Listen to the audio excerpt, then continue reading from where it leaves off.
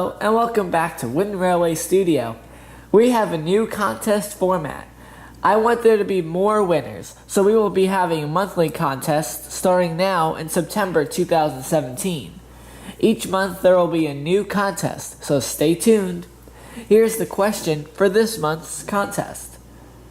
In Emily's New Coaches in Season 7, Emily saves Oliver from being hit by Thomas, but it wasn't always going to be Oliver. Guess who the concept artist originally planned it to be?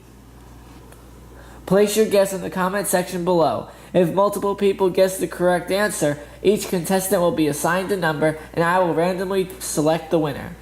You must place your guess by September 30th, 2017.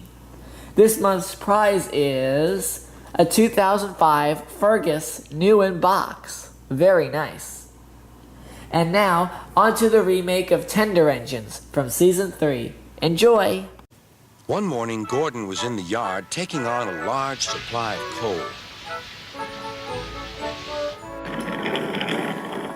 That's the third load of coal you've had today, Gordon, said James. Some might say you're being rather greedy.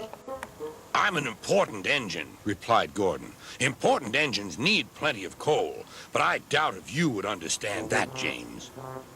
James snorted and went about his work.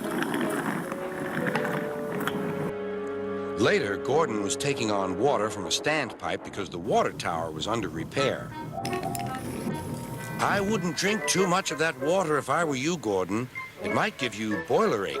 "Pah," said Gordon. "What's this? Educating Gordon Day? First James, now you, Duck. Big engines have big needs. Little engines are just annoying." "Don't say I didn't warn you," laughed Duck. Later, Gordon steamed into the yard at the big station.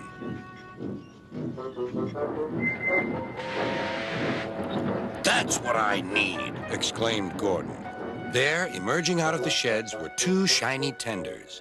"Now, if I had two tenders," said Gordon, "I wouldn't need to stop so often, and I wouldn't have to listen to silly little engines." "Those tenders belong to a visitor," replied his driver. Diesel sidled up alongside.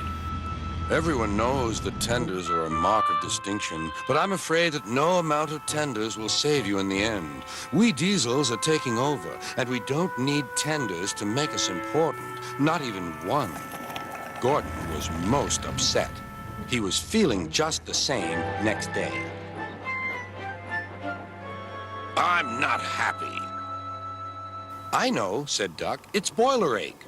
"It's not boiler ache," protested Gordon. "It's..." "Of course it is," interrupted Henry. "That water's bad. Have a good washout. Then you'll feel a different engine. Your boiler must be full of sludge."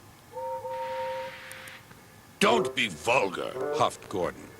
He backed down onto his train, hissing mournfully. "Cheer up, Gordon," said Sir Topham Hatt. "I can't, sir. Is it true what Diesel says, sir?" "What does he say?" "That Diesels are taking over." "Don't worry, Gordon. That will never happen on my railway." "One more thing, sir. Why did the visitor have two tenders?" "Because he lives on a railway with long distances between coaling depots." Gordon felt better. But Henry started complaining. He banged some cars angrily.